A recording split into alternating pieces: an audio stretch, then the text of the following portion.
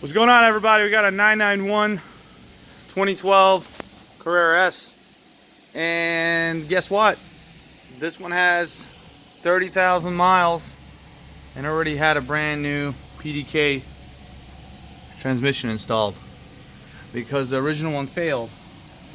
If you look at my previous videos describing failures of the PDKs, a lot of it has to do with servicing, a lot of it is just no availability of parts internally for the shift sensors, shift position, and what happens is the PDKs are unrepairable and they fail.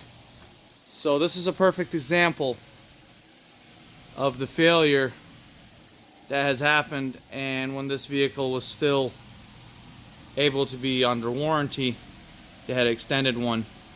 They were able to replace the PDK transmission. Of course, when you own one of these, you probably should consider getting an extended warranty because it's definitely going to be cheaper than dealing with the PDK failure. This is a nice vehicle, never been abused. It's owned by a very mature customer, and it has nothing to do with abuse sometimes.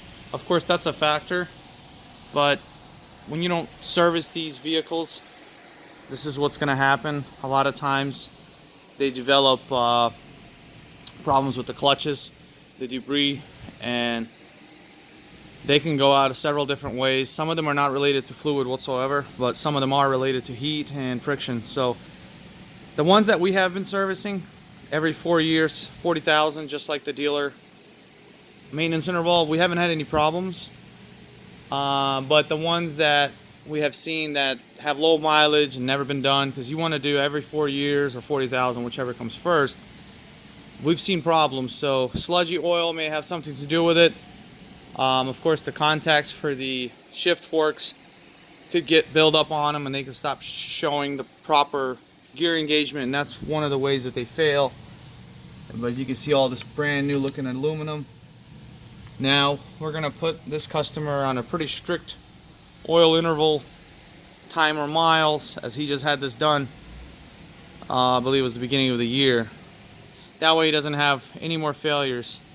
Hopefully the new unit will last longer than the old one, but this is pretty much typical what can happen with your transmission. This is why you may be able to buy this car for $60,000-$70,000. And if this is all you can afford, probably best to stay away from it. They're great vehicles, but at the end of the day, it's a supercar, and it's just as expensive to work on as some of the other vehicles. These are just more common, and what happens is the PDK transmission, just the transmission itself, like I mentioned, is $20K. What they fail, that's what you're going to pay just for parts plus labor. There's going to be several hours of labor, so you're going to be at $20K plus. And to most Porsche owners, that's not a big deal.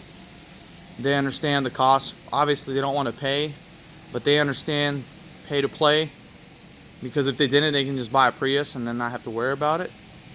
You know, they have very small worries. But this is what happens when you buy one of these.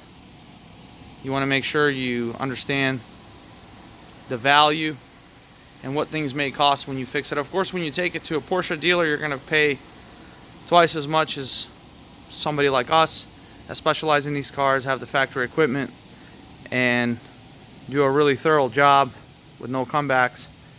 And this is the reason why we get a lot of these cars shipped over from out of state, because we specialize in them and we don't mess around. As you can see, a lot of out-of-state tags. Got this Rolls-Royce Phantom. Got this Texas plate.